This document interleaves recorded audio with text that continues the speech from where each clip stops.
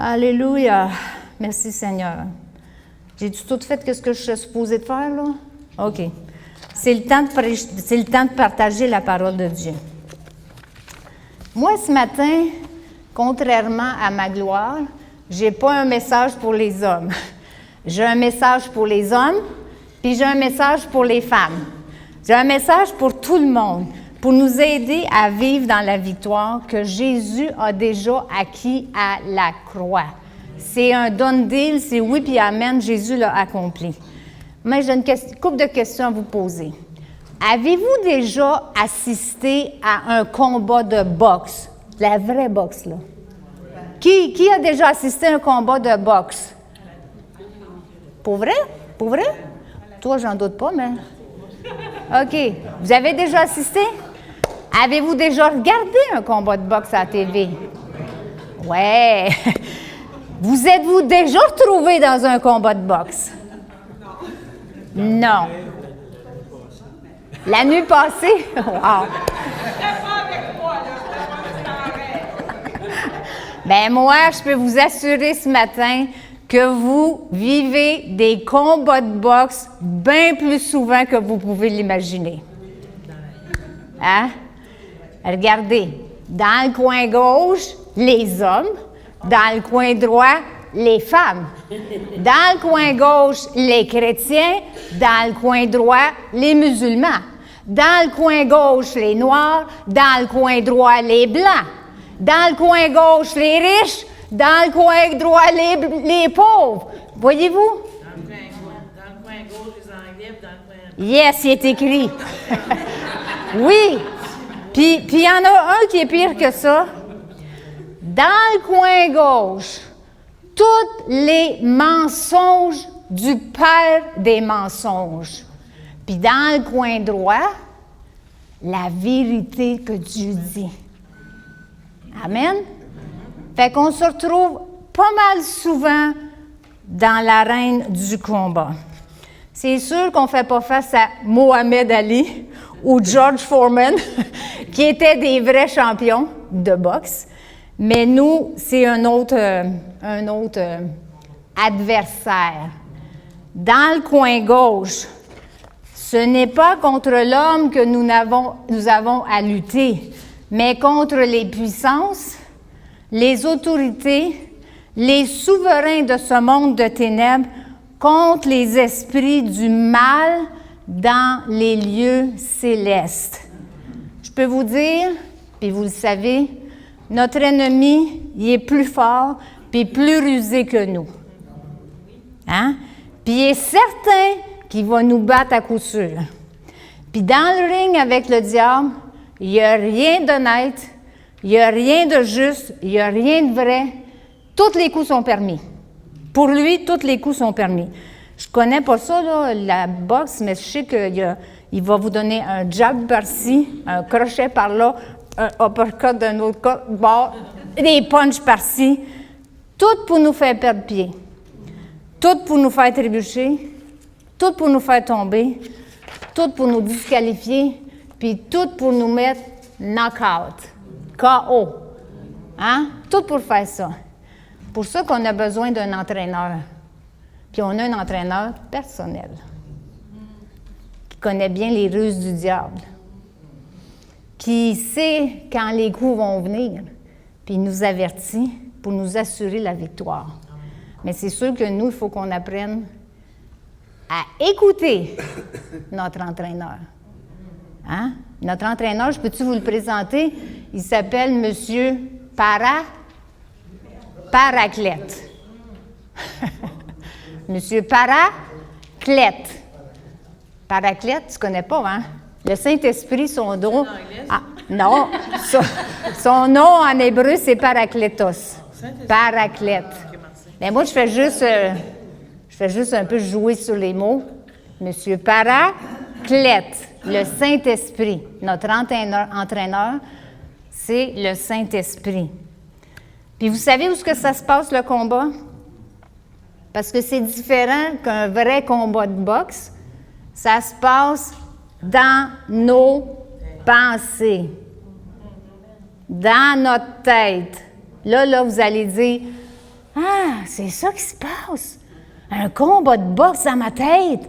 Ben oui, tu as raison, c'est là que ça se passe. Combien de fois qu'on est en train d'être sur le ring dans l'arène du combat avec notre ennemi. Tellement souvent, c'est incroyable, incroyable.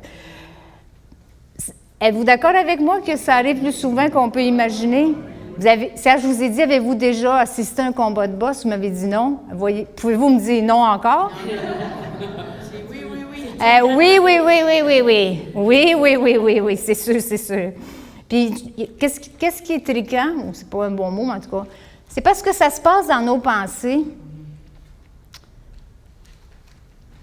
On a de l'air tout seul avec nos pensées. On est tout seul on pense qu'on est tout seul dans le combat. Parce que si je vous dirais les pensées que j'ai, premièrement, j'aurais honte. Puis deuxièmement, je ne sais pas si vous m'aimeriez pareil. Je ne sais pas si vous ririez de moi. Je ne sais pas si vous diriez « Quelle sorte de pasteur que c'est ça? » Comprenez-vous? Si on dirait nos pensées, mais si on dirait nos pensées, on réaliserait qu'on n'est pas tout seul. J'ai déjà été, je disais ça à Frank tantôt, j'ai déjà été dans une situation, dans une église comme ça, puis le pasteur, il dit, allez rencontrer 2-3 personnes, il voulait nous faire parler. Puis il disait, dis-moi ton histoire. Fait qu'on commençait à dire notre histoire, puis on est devenu tellement à l'aise à toutes les fois qu'on l'a fait, que même à un moment donné, j'ai dit, hey, là, je vais vous dire de quoi que j'ai jamais dit à personne. Puis c'est vrai, là, c'est vrai. Je vais vous dire de quoi pourquoi je l'ai jamais dit, parce que j'ai honte. Parce que comment ça j'ai dépassé comme ça, moi? Tu sais, c'est pas correct, comme tu te bats avec tes affaires, tu sais.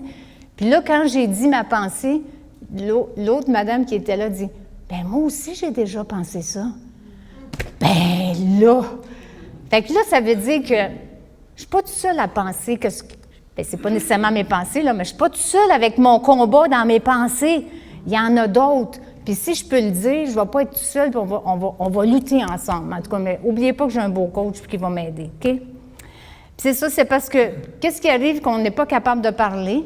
Puis qu'est-ce qui arrive, c'est que round après round, tu sais, on se fait mettre sur le dos par le diable, par l'ennemi. Parce qu'on pense qu'on est tout seul, puis on n'en parle pas. Mais le jour qu'on commence à en parler, puis qu'on dit « Hey! » Puis l'autre dit « Ben moi aussi, je vis ça. » Bien là, on est capable. Puis parce qu'on le dit, ça comment je peux dire, dissout le pouvoir au diable. Parce que je le dis, puis c'est plus souvent un mensonge que d'autres choses, parce que je le dis, ça déstabilise, puis c'est comme, je me sens pas me sens pas tout seul, je vais dire ça comme ça. Vous savez, les pensées, c'est le centre, tu me corrigeras, Jean, si j'ai tort, mais les pensées, c'est là où il y a les émotions, c'est là où il y a les décisions, puis c'est là où il y a qu'est-ce que c'est l'autre affaire? La logique aussi, les raisonnements. OK? Dans nos pensées, il y a tout ça, là. C'est pas juste la pensée, c'est le centre des émotions, le centre de raisonnement, puis c'est le centre des décisions. OK? Puis ça, là, le message d'aujourd'hui, il a commencé en République l'année passée. Ah non, c'est au début de l'année qu'on est allé. Moi, je suis perdue, là. Oui. OK. Je vais prêcher demain, dimanche, c'est samedi soir. Je me couche, je suis assaillie par des pensées, puis qu'est-ce que c'est qui m'arrive? Je suis assaillie par des pensées, puis je ne suis pas capable de dormir. Puis c'est rien que le lendemain que j'ai réalisé, ben là, ça vient pas de moi, ça. Je me suis fait voler. Parce qu'il m'emmenait toutes sortes de pensées qui étaient des mensonges. Puis je les mijotais, puis je les dis comme... Puis ça m'a volé J'étais frustrée avec les pensées. Pas contre les pensées, je m'enlignais avec les pensées. Bien, c'était un mensonge. Voyez-vous, j'ai perdu mon temps ce soir-là, tu sais. J'étais fâchée, puis le lendemain matin, j'étais aussi cernée que quand je m'étais couchée, parce que j'avais pas bien dormi. Là, j'ai réalisé, hey! Puis j'ai pensé à quelqu'un. Je vous dirai pas c'est qui, j'ai pensé à quelqu'un. Je comprends qu'est-ce qu'elle vit. Je comprends qu'est-ce que cette personne-là a vécu, parce qu'elle me disait qu'est-ce qu'elle vivait, tu sais. C'est ça qui nous arrive, ça nous arrive à tout le monde. Souvent. Puis on écoute ces pensées-là, puis on se fait voler. Puis c'est qui le voleur?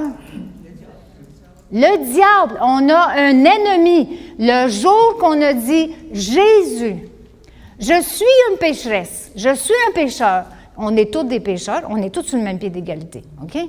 Mais que je reconnais que je suis un pécheur, puis que je découvre que quand Jésus est mort sur la croix, il le fait à ma place, pour moi, pour pas que j'ai besoin de mourir sur la croix. Il le fait à ma place. Le jour que je découvre ça, puis que je peux faire un échange, Jésus veut faire un échange. J'ai pris ta vie, je l'ai mis sur la croix à ta place, je te donne ma vie. La veux-tu? Le jour que je dis, j'ai tout compris ça, là, puis que je dis, oui, Jésus, je te donne ma vie, je prends ta vie, je deviens un enfant de Dieu. C'est simple, c'est ça que tu as dit tantôt, c'est facile. C'est facile, c'est simple. Pas besoin de raisonner, c'est ça qui est ça. Bien là, ça change ma vie, tu sais. Puis c'est le jour que je deviens un enfant de Dieu, malheureusement, il y a un ennemi. Et il s'appelle le diable. C'est pas une fable, c'est la vérité. On rentre dans un combat. Il y a un combat spirituel qui s'installe. On ne le voit pas, c'est dans l'esprit, c'est spirituel, tu sais. Mais on le vit. On le sait que c'est vrai. OK? Fait que le jour que je dis « Oui, Jésus, viens dans ma vie, je veux devenir ton enfant, je veux que tu sois mon sauveur », là, il y a un ennemi, puis lui, là, il commence sa game. Il commence sa game dans nos pensées. Voyez-vous ce que je m'en vais, là? En tout cas, j'avais compris, quand j'ai vécu ce moment-là, ça m'a ouvert les yeux, puis là, j'ai quasiment honte de vous le dire, mais je vais vous le dire pareil, parce que ça va sortir de ma pensée. Écoutez, ça fait longtemps que je connais Jésus. Mais c'est comme si j'avais jamais saisi ça comme ça avant. Puis merci Seigneur. Tu sais, je ne peux pas me péter les bretelles et dire « Ah, ça fait toutes ces années-là, je le savais! » Non, j'ai juste découvert ça. Ça fait pas si longtemps. Mais vous allez le découvrir avant moi, dans un sens, tu sais, avant aussi longtemps que je connais Jésus. Puis vous allez pouvoir vivre des victoires, puis se débarrasser de ces combats-là, puis ou bien de les combattre de la bonne façon. Amen? Amen. C'est pour ça qu'on partage. Merci Seigneur. Puis j'ai réalisé, le fait de ne pas être tout seul, là, ça me fait du bien quand on était dans les groupes, là, puis que mon ami a dit « Ben, moi aussi, j'ai ces pensées-là. » Ça me fait du bien. Mais ce matin, je voudrais vous montrer aussi que dans la parole aussi, il y a des situations comme ça. Vous allez voir avec moi qu'on n'est pas tout seul. On n'est vraiment pas tout seul. Puis on peut, par la grâce, la bonté, l'amour de Jésus, la puissance de Jésus, réussir dans nos combats. Hein? Pas tout seul, vous allez voir. La première personne que je veux vous parler, c'est Gédéon. Gédéon, lui, c'est dans le temps des juges, OK? Puis dans ce temps-là, le thème du livre des juges, c'est « Chacun faisait ce qui lui semblait bon ». Bien, chacun faisait ce qui lui semblait bon. Ça allait emmener le peuple dans le trouble, OK? Puis là, il perdait la victoire, puis là, les étrangers venaient, puis ils prenaient le contrôle. Voyez-vous? Mais là, un jour, Gédéon, il avait semé, le peuple avait semé, puis c'était le temps de la récolte.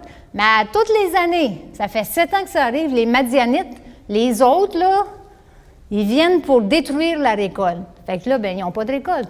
Mais cette année-là, Gédéon, il a décidé de faire quelque chose de différent. Il est allé chercher de la récolte. Puis il s'est mis dans un endroit qui n'est pas supposé. Il est au pressoir, puis il est en train de préparer la récolte.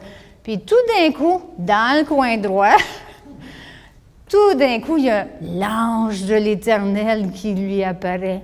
Puis il dit « Vaillant héros! » Il l'appelle Vaillant héros, il est caché pour ne pas se faire voir, tu sais.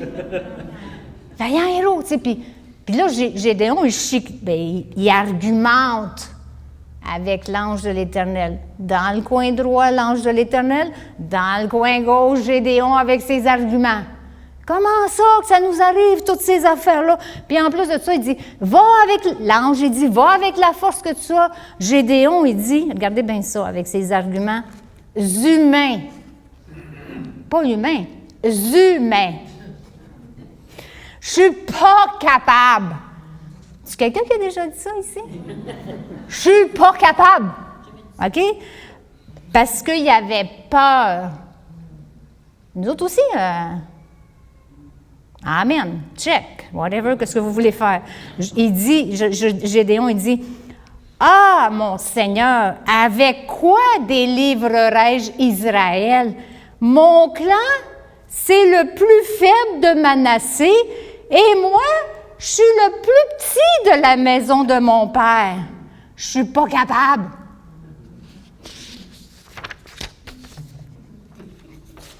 On n'est pas différent. On n'est pas différent. On n'est pas capable. Puis souvent, on se voit comme on est vraiment pas capable. On n'est jamais qualifié parce qu'on pense qu'on n'est pas capable. Mais Dieu, quand il regardait Gédéon, il dit, si tu as le courage d'aller chercher de la nourriture pour ta famille, même s'il faut que tu te caches, moi, je le sais que Gédéon, t'es mon homme. Puis tu vas y arriver, tu sais. Puis le reste de l'histoire, dans les Juges, ça nous dit que il est devenu le libérateur du peuple pendant 40 ans. Pour un petit gars qui dit « je suis pas capable », Dieu y voyait autrement. Amen. J'en ai un autre dans le coin gauche. La perception de Job à cause de sa douleur. OK? Puis dans Job 30, 20, 23, ça dit, Job, il dit ça de Dieu. Ceux qui connaissent Job, là, vous connaissez l'histoire. Je vais venir un petit peu plus loin. Je veux juste que vous entendez ce que dans le coin gauche, Job dit, en parlant de Dieu. Je t'appelle au secours, mais tu ne me réponds pas. Je me tiens debout, mais tu te bornes à me regarder. Tu t'es changé en ennemi cruel contre moi. Tu me combats avec toutes les forces de tes mains. Puis je le sais, c'est à la mort que tu me conduis. C'est ça que Job, il pense de Dieu. Bien, nous, on sait, parce qu'on a lu le livre de Job, qu'un jour, ça dit, tous les fils de Dieu venaient se présenter devant Dieu. Puis là, Dieu a dit parce que Satan était là-dedans, Dieu a dit à Satan, « As-tu vu mon serviteur? » Dieu, il brague Job. Brague, c'est acadien. Ça veut dire vanter. Il était fier de son Job. Hein? Dieu, il brague Job à Satan, tu sais. As-tu vu comment est-ce qu'il est un homme intègre, fidèle? C'est comme ça qu'il voyait. C'est comme ça qu'il était. Il était vraiment un homme intègre, Job. Puis 2 fois, pas juste une fois, c'est arrivé. Parce que là, Satan dit, ouais, c'est parce que tu n'en prends soin. Donne-moi sa vie pour quelques minutes, tu vas voir ce que je vais y faire. Puis il a tout détruit, ses enfants, ses troupeaux, ses granges. Puis tu sais, puis Job n'a pas fléchi, là, flanché. Il n'a pas fléchi. Il a continué à être intègre et droit devant Dieu. Il a continué à aimer Dieu, tu sais. Puis là, ça revient encore une autre fois, parce que c'est que ça dit que les fils de Dieu sont venus devant Dieu. Puis Dieu dit encore une fois, « T'as-tu vu mon serviteur Job? » Hein? Il dit, « Mais c'est parce que tu prends soin de sa vie. Donne-moi un peu de sa vie, tu vas voir ce que je vais y faire. » Puis Dieu, il dit, « Tu peux y toucher, mais tu ne touches pas à sa vie dans le sens que tu ne le fais pas mourir. » Mais il a touché à sa vie, il a été malade, malade. Ça dit que ses amis sont venus au bout de, je ne sais pas combien de temps, 7 jours, je pense, sont venus, non, pas 7 jours, ses amis sont venus parce qu'il y avait des amis. Puis quand ses amis l'ont vu, je vous ai-tu dit qu'il était malade? Quand ses amis l'ont vu, ils ont été 1, 2, 3, 4, 5, 6, 7 jours sans être capable de dire un mot devant la maladie, devant la douleur, devant qu'est-ce que c'est qu'il est en train de vivre. C'était pas une petite affaire, là. C'était pas un petit rhume. Il était affligé à la mort. Tu sais, ça, c'est la réalité du coin droit. Tu sais, mais Job, il était aveuglé par la perception de sa douleur, à cause de sa douleur. Ça fait-tu du sens, ce que je vous dis, comprenez-vous? Il souffrait tellement que sa douleur a aveuglé qu'est-ce qui était la réalité. La réalité, c'est ce que je viens de vous raconter, que le diable a voulu le tuer. Puis que Dieu était fier de son... Tu sais, puis ça a pris... de ce livre-là, il y a comme 41 chapitres. Puis à la fin, Dieu parle à Job, parce que tout le monde parle, tout le monde... Puis à un moment donné, Dieu parle à Job. Puis à la fin, Job, il dit, « J'avais entendu parler de toi, mais là, je t'ai vu. Puis je reconnais qui ce que t'es. » Puis ça dit que Dieu il a ordonné plus encore des filles, des garçons, des troupeaux et des enfants. Alléluia. Notre perception des choses, ce n'est pas toujours la réalité. Hein? Dans le coin gauche, puis dans le coin droit. Je vais vous en parler d'un autre, c'est Josué. Combien de fois, quand tu as pris la place de Moïse, puis il faut dire qu'il avait toutes les raisons pour être intimidé. Combien de fois que Dieu a dit à Josué, « Prends courage, prends courage. » Si quelqu'un te dit « Prends courage », ça doit être parce que tu es découragé. Right? Hein? Tu n'as pas trop de courage, tu n'as pas trop envie de mettre les armes, puis mettre... Non, tu es découragé. Bien, je sais que c'est au moins 5 fois que Dieu a dit à Josué. C'est sûr que Josué est intimidé. Il vient travailler plusieurs années, je dirais 40 ans, avec Moïse. Puis il a vu comment Moïse... Je ne sais pas s'il savait comment c'était pour Moïse, par exemple, quand Dieu l'a appelé. Mais tu sais, il l'a vu. Moïse a fait des exploits. Moïse, c'est un homme de grande compassion, avec tout un peuple qui était une gang de chialus. Hein? Du monde qui ne voulait pas suivre Dieu, du monde qui chialait. Ils étaient sortis d'Égypte. Ils ont vu la mer Rouge s'ouvrir. Aïe aïe! Puis 3 jours après, ça se met à chialer. Ça nous ressemble, ça. Oui, je crois. OK?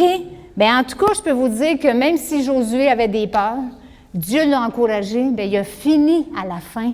Il est devenu il était le capitaine de cette armée-là. Puis celui qui a dit, « Moi et ma maison, nous servirons l'Éternel. » Amen. Puis il encourageait tout le monde à servir l'Éternel. Alléluia. Fait que peut-être qu'au début, il était dans le coin gauche, mais à la fin, il était dans le même coin que le Seigneur. Il était avec Dieu à combattre. OK? Maintenant, vous allez certainement reconnaître quelqu'un qui a dit à Dieu, « Qui suis-je? Ils ne me croiront pas. J'ai la bouche et la langue embarrassées. » Qui est-ce qui a dit ça? C'est-tu le reste du verset? Moïse, il dit, « Envoie quelqu'un d'autre. » Aïe aïe! Envoie quelqu'un d'autre. Hey, sais-tu à qui il parle, lui? Il parle à Dieu. À Dieu. Celui qui a dit « lumière », et la lumière est venue. Celui qui dit une parole, puis la parole s'accomplit. Celui qui est le créateur. Celui qui est le tout-puissant. Puis quand je le dis, je le crois. Il n'y a rien que Dieu ne peut pas faire. Amen. Il parle à Dieu, puis il dit « envoie quelqu'un d'autre. » Wow! Monsieur Moïse! Mais voyez-vous, Dieu, il n'est pas intimidé. Il n'est pas dérangé. Il ne tombera pas en bas de son trône quand il entend « envoie quelqu'un d'autre ». Parce que Dieu, lui, voit beaucoup plus loin. Amen. Alléluia, Jésus. Il sait que Moïse il a peur. Moïse, là, il a été élevé dans la maison de Pharaon par la fille de Pharaon. Disons qu'il a passé par la porte d'à côté. Mais il a grandi dans le royaume, dans la maison de Pharaon, dans la maison du roi. OK? Il connaît tout ce qui se passe pour les rois, tu sais. Mais là, un jour, il pensait, je ne sais pas si sa mère elle, a dit qu'elle allait être un libérateur, puis en tout cas, un jour, il s'est retrouvé dans le pétrin. Il a tué un Égyptien. OK? Bien là, il s'est dit, je suis fait à l'os, puis il avait raison de penser qu'il était fait à l'os. Parce que le moment donné qu'il va rencontrer le Pharaon, ça ne passera pas cette affaire-là. Fait qu'il a eu peur, c'est ça que la Bible nous dit, il a eu peur, et il s'est enfui dans le désert. OK? 40 ans dans le désert. Il a peut-être oublié, lui, que Pharaon va l'oublier, je ne sais pas. 40 ans à prendre soin des brebis, tu sais. Puis 40 ans plus tard, Dieu vient le voir, puis il dit, « J'ai écouté, j'ai entendu le cri de mon peuple qui crie à moi, puis je t'envoie pour les libérer. C'est pas étonnant qu'il dit « Moi, non, il n'y a pas question que j'y vais. » Mais il avait peur. Parce qu'il sait bien qu'il va rencontrer Pharaon. Tu sais, qu'est-ce qui va se passer? Mais Dieu l'a rassuré, comprenez. Il a réussi, là. OK, je ne veux pas vous faire peur, il a réussi. Mais tu sais, ça se passe tout dans sa tête, ça. Tout ce scénario qui s'est passé il y a 40 ans, ça se passe tout dans sa tête. On ne sait pas tout ce qu'il a vécu, là. Tu sais, mais c'était l'homme que Dieu avait choisi. Dieu savait que Moïse allait sauver des eaux pour sauver les autres des eaux aussi. Passer à travers les eaux puis tout ça. Alléluia. Merci Seigneur. Quand tu as dit à Dieu, no way, pas moi, envoie quelqu'un d'autre, ça c'est pas mal nous autres, hein? Quand Dieu nous appelle et qu'il nous demande de quoi, dire non, pas capable, envoie quelqu'un d'autre. On n'est pas différents, vous savez, pas différents, puis ça se passe tout ici. Puis il y en a un autre, j'en ai peut-être un autre ou deux. J'en ai un autre. OK? Dans le coin gauche, vous n'allez peut-être pas me croire, mais l'apôtre Paul. Ben voyons donc, Pasteur Diane, l'apôtre Paul, tu sais bien que c'est un héros, tu sais. Attendez un petit peu. OK? Quand il était à Corinthe, puis on ne peut pas le blâmer, le gars, hein? Il en a-tu pas vécu des affaires, l'apôtre Paul? Frappé, flagellé, mis à mort, traîné, en prison, un paquet d'affaires, OK? Puis là, il se retrouve à Corinthe. Mais il a peur. Il devait penser à tout ce que c'est qu'il avait vécu. Il avait raison d'avoir peur. On aurait peur. Hein? C'est un être humain avant tout. Amen. Même s'il a rencontré Dieu et il a tombé à bord de son cheval, c'est un être humain avant tout. Mais OK, ça c'est dans le coin gauche, Paul avec ses peurs. Dans le coin droit, le Seigneur dit à Paul, dans une vision pendant la nuit, le Seigneur dit à Paul, n'aie pas peur. Bien, c'est clair qu'il avait peur. N'aie pas peur, mais parle et ne te tais pas. Il avait peur de parler parce qu'il ne voulait pas subir tout une autre affaire de plus, là, tu sais. Mais Dieu lui parle et l'encourage. Car je suis avec toi. Puis personne ne s'attaquera à toi pour te faire du mal. Wow! Il est resté 1 an et demi à Corinthe sur les paroles du Seigneur qui était dans le coin droit. Amen. On a tous des arguments. C'était tous des arguments qu'il y avait les gens. Hein? On en a tous des arguments. Mais on n'est pas destiné à la défaite en Jésus. On est destiné à la victoire. Puis là, je voudrais avoir... Bon, c'est ça l'autre verset, Franck. Ça dit, mon verset le plus important... Qu'est-ce qui va être le plus important? Là, je vous ai juste mis en contexte, OK? Mais je veux que ce verset-là, là, c'est la clé de notre victoire. Puis je pense qu'aujourd'hui, c'est le premier message de 2 messages, OK? C'est le premier, je suis sûre que le Seigneur veut nous emmener plus loin avec ce message-là.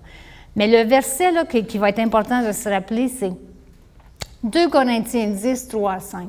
« Si nous marchons selon la chair, nous ne combattons pas selon la chair, car les armes avec lesquelles nous combattons ne sont pas charnelles, mais elles sont puissantes par la vertu de Dieu pour renverser des forteresses. Nous renversons les raisonnements et toute hauteur qui s'élève contre la connaissance de Dieu et nous emmenons toute pensée captive à l'obéissance de Christ. » Voyez-vous là, la forteresse, les murs autour du fort, ou les murs, c'est épais. Pourquoi on a des forteresses? C'est pour protéger ce qu'il y a à l'intérieur de ce territoire-là. C'est épais des forteresses. C'est haut, c'est large, c'est épais, puis ça sert à protéger. OK? Non, maintenant, je vais vous faire une confession. Ça m'a pris des années avant de comprendre ce verset-là. Je trouvais que c'était comme nébuleux. J'avais de la misère à comprendre. Bien là, je vais vous donner une autre version qui va vous aider à comprendre. On change de slide. OK? Puis ça, c'est avec la Bible Passion Translation. Mais ça, je vous dis ça. En effet, bien que nous vivons dans le domaine naturel, OK? notre vie à tous les jours, la vraie vie, comme dit Diane Bernard, bien que nous vivons dans le domaine naturel, nous ne menons pas une campagne militaire en utilisant des armes humaines. Nos armes, ce n'est pas les fusils, les mitraillettes, les missiles, les drones, etc., etc. OK? Nous ne menons pas une campagne militaire en utilisant des armes humaines, en recourant à la manipulation pour atteindre nos objectifs. C'est un arme, ça aussi. Manipuler.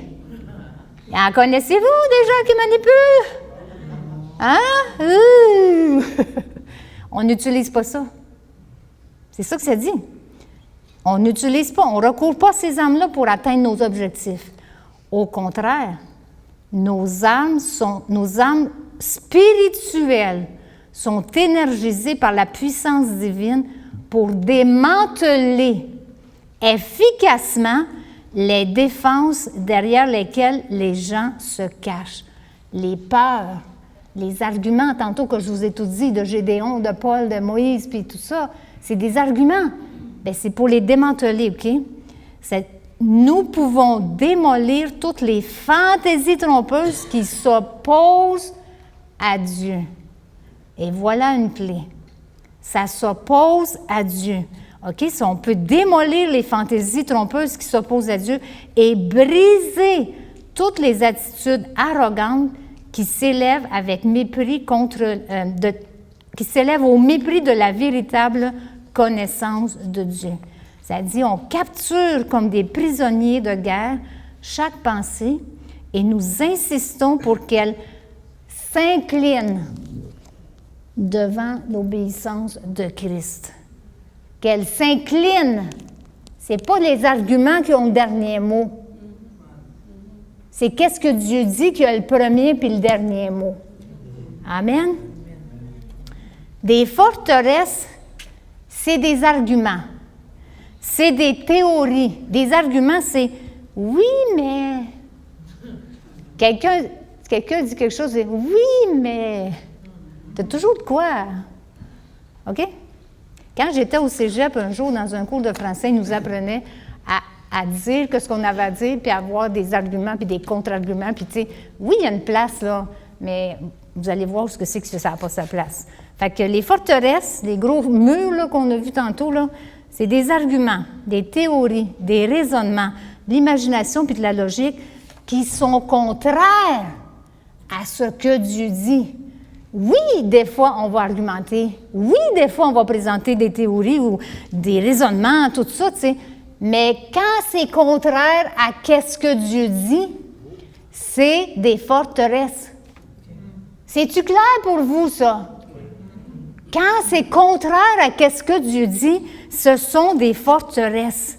C'est comme dire à Dieu, « Ben moi, je sais mieux que toi, Dieu. » C'est comme dire à Dieu, « Envoie quelqu'un d'autre. » C'est comme ça. C'est comme si je dis à Dieu, « Tu sais pas mieux. » Tu sais, moi, je sais mieux. C'est quasiment pour se prendre pour Dieu, hein? Au plus loin, là, comme... En fait, je trouve que ça ressemble à ça. Tu sais, c'est comme dire à Dieu, je le sais, moi. Toi, tu ne le sais pas. Alors, à quoi ça ressemble des forteresses pour chacun de nous? Si vous pensez comme ça, j'essaye, mais je ne suis pas capable, puis j'y arriverai jamais. C'est une forteresse. Parce que ce n'est pas ça que Dieu dit. Dieu dit, je peux tout par celui qui me rend fort. Je peux tout par celui qui me rend fort, qui est Jésus, qui est Dieu, tu sais. Je suis capable par celui qui me rend fort. Si vous dites, c'est pas de ma faute, je peux pas changer, c'est comme ça que je suis faite. Y en a-tu qui disent ça des fois? Avouez! Avouez! Oh, ça doit être tough, hein? Bien, c'est une forteresse. Parce que ça veut dire, c'est comme si tu dis à Dieu, tu ne peux pas me changer, tu n'es pas capable, tu n'es pas Dieu, tu n'es pas tout-puissant, tu n'es pas... à quoi ça sert de devenir comme Jésus? Tu n'es pas capable, je ne suis jamais capable, tu ne pourras pas faire ça, Dieu. C'est une forteresse, ça. C'est un mensonge. C'est contraire à ce que Dieu nous dit. Bon, qu'on dit à Dieu, je ne pourrais jamais faire ça. Je ne pourrais jamais faire ça. Demande à quelqu'un d'autre. Envoie quelqu'un d'autre.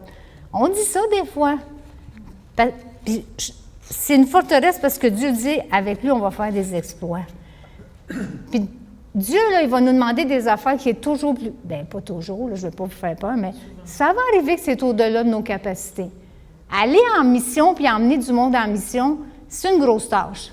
Tu sais? Au début, c'est... Ben, vous ne saviez pas. Ça se passe tout de suite. Hein?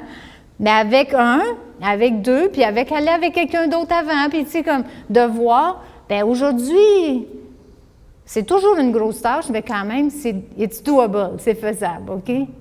Avec la grâce de Dieu. Par la grâce de Dieu, comme disent les gens du continent africain. Hein? OK, une autre affaire, c'est si vous dites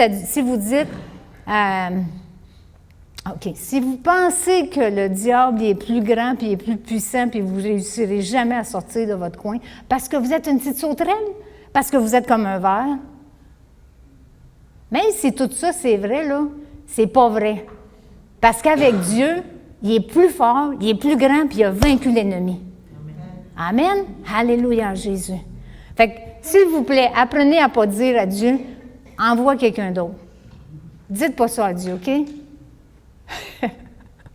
Dites, oui Seigneur, je le veux. Ou Ésaïe, oui Seigneur, envoie-moi.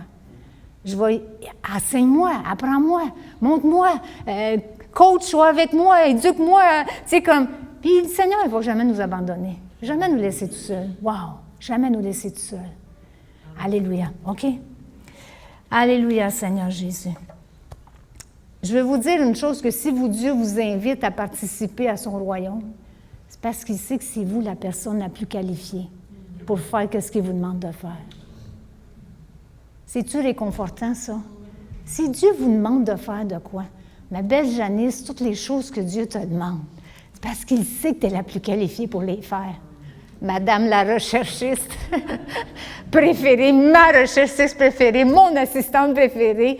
Tu demandes des choses, c'est parce que Dieu, tu sais, mais il ne te demandera pas d'emmener du monde en mission, par exemple, parce que c'est pas ça qu'il veut que tu fasses. Mais quand il te demande de quoi, tu dis, oui Seigneur, je le veux. Puis même si tu ne sais pas tout comment faire, il va nous aider, il va t'aider, il va tout chacun nous aider.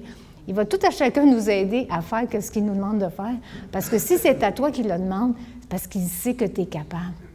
Puis il n'y a personne d'autre qui est capable de le faire comme tu vas le faire. Si tu dis non, il y a quelqu'un d'autre qui va le faire, mais ça ne sera pas bien fait comme toi, tu es supposé de le faire. Mais dites pas non, dites pas non. Une fois, il y avait juste une petite histoire vraie que j'ai lue cette semaine, que je trouve qui va bien avec ce que je vous partage. Il y avait un homme qui était malade, puis il confessait la parole de Dieu pour sa guérison. Il citait, il méditait, puis il citait des passages de la parole de Dieu, qu'il allait être guéri, comme c'est ça que Dieu a dit, tu sais. Puis, à un moment donné, après un certain temps, il est devenu assailli de pensées négatives, de pensées de doute, OK? Puis, après un temps d'épreuve, il est devenu découragé. Mais Dieu, dans sa grâce, il lui a... C'est vrai, là, c'est une vraie histoire. Dieu lui a ouvert les yeux. Puis là, il a commencé à voir, il a ouvert les yeux à ce qui se passe dans le spirituel. Il a vu un démon qui est en train de lui raconter des mensonges. Le démon disait, tu ne seras pas guéri, Dieu ne guérit pas. Voyons donc ce que tu penses que va t'arriver. Tu sais, ça ne sert à rien que ce que tu fais. Tu sais. Puis il voulait le décourager. OK? Puis Dieu lui a aussi montré, à chaque fois qu'il confessait la parole, c'était comme une lumière qui sortait de sa bouche, semblable à une épée. Puis le démon se recroquevillait, puis tombait à la renverse. Laissez-moi vous lire ça de nouveau.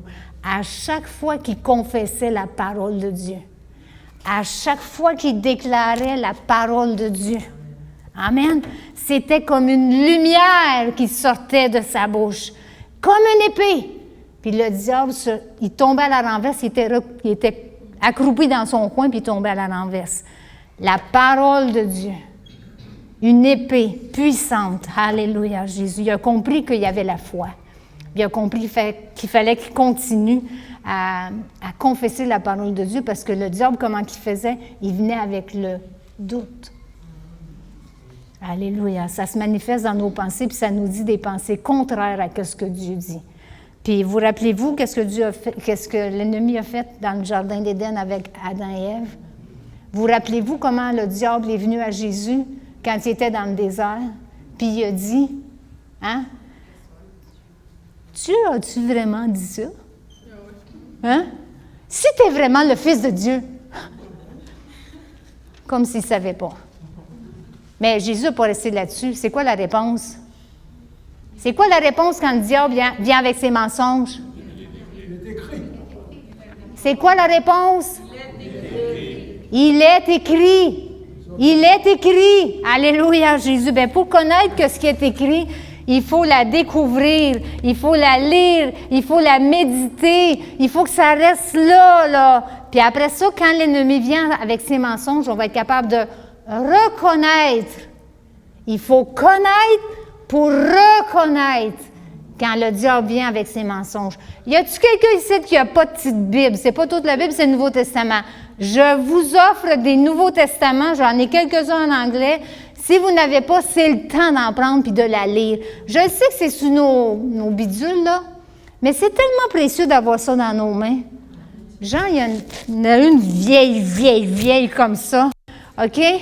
Elle est toute décortiquée, toute démantelée, mais c'est plein de richesses là-dedans, tu sais. C'est tout petit, ça se place bien dans les pochettes. Qui n'en veut? Jacques, il y en a qui font signe. Veux-tu m'aider? Je veux que ça soit distribué. Prenez à cœur de lire. J'en ai d'autres aussi, puis j'en ai en anglais, ceux qui aiment mieux en anglais. Ça, là, c'est l'arme qui va nous donner la victoire. Alléluia. C'est l'arme qui tue personne. Hein? C'est safe. C'est l'arme que personne ne va mourir direct à terre, là, parce que vous utilisez votre revolver. J'ai lu un matin dans le pain quotidien, ça disait qu'un missionnaire, oui, il y en a, j'en ai 2 en français, puis j'en ai 3 en anglais. Le missionnaire passait aux douanes, au border, aux frontières, puis les gardes, les agents demandaient, avez-vous des fusils? Avez-vous de la drogue? Avez-vous des Bibles?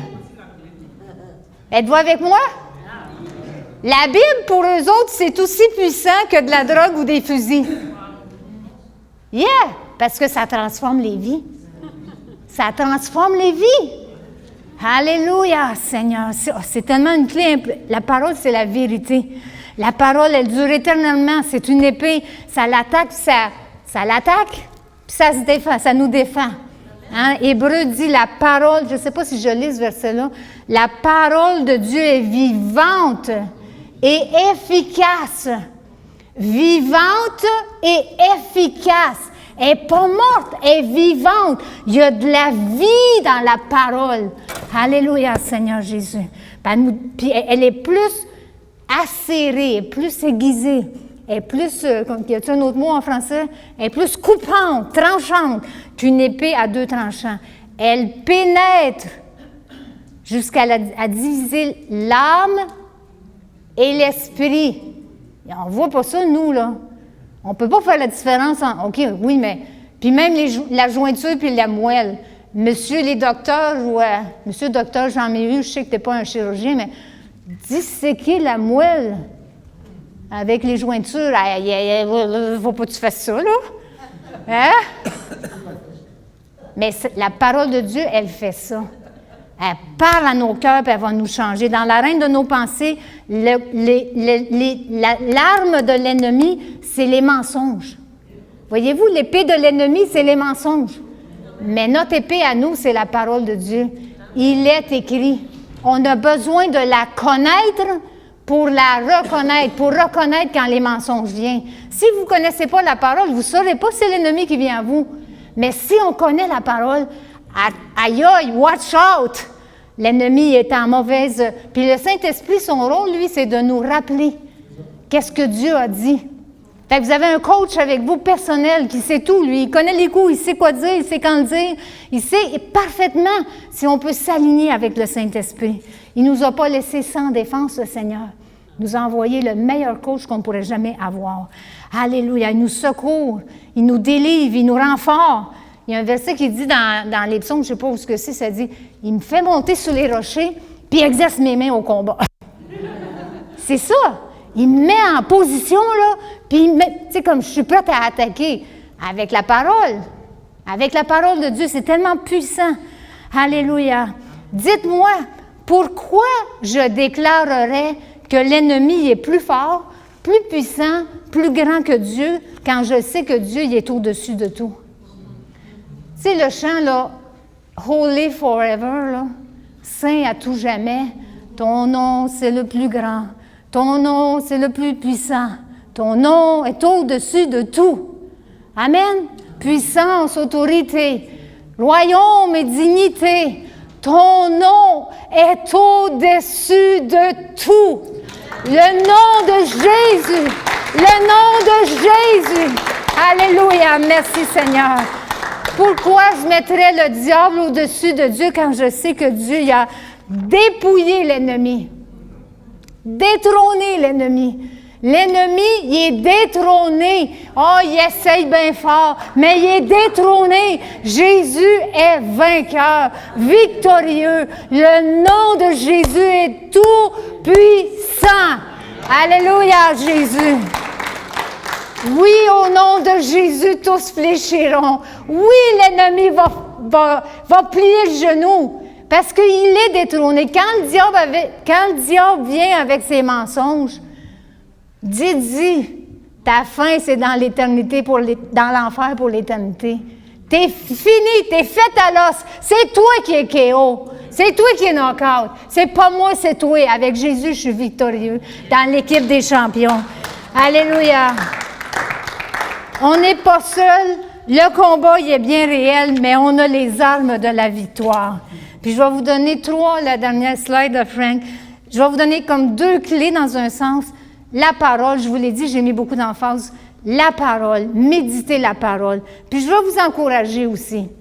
On ne connaît pas toute la parole. Même après 50 ans de vie chrétienne, je ne la connais pas toute. J'en connais un petit peu, mais je ne la connais pas toute.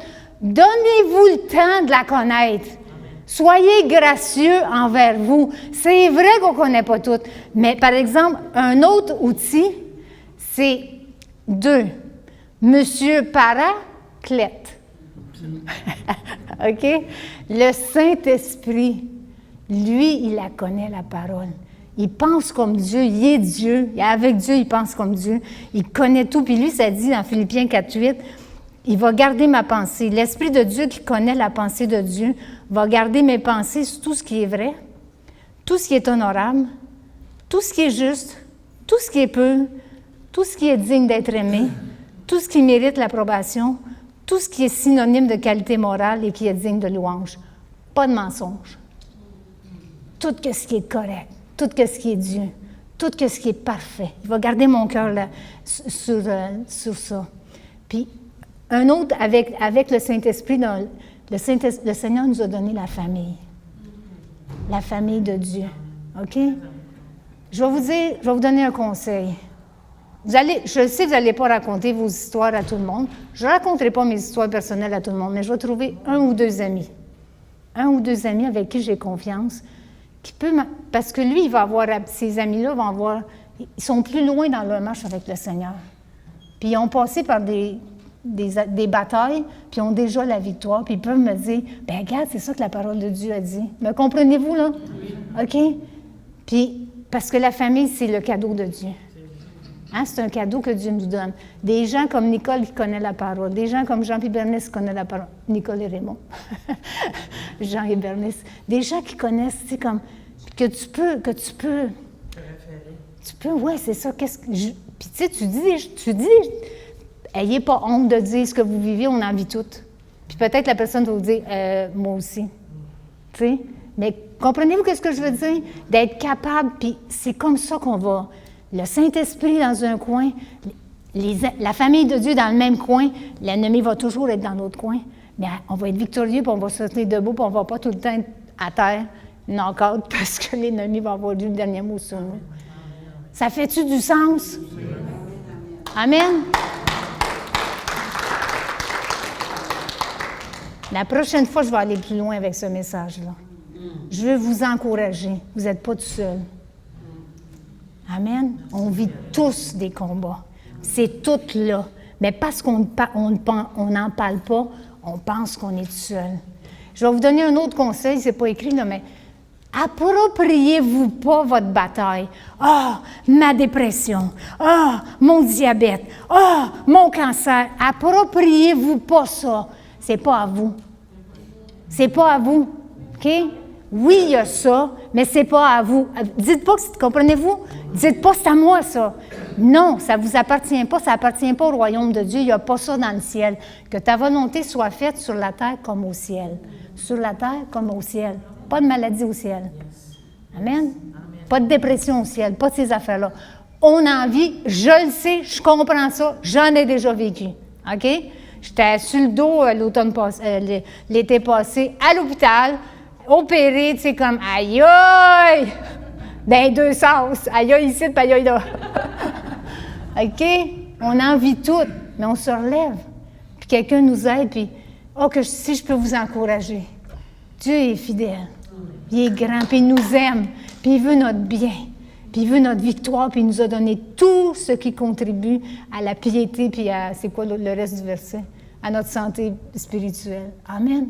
Amen. Alléluia. C'est-tu un message pour les hommes, ça? C'est-tu un message pour les femmes? OK, peut-être, je vais finir un peu différemment. J'aimerais honorer les hommes.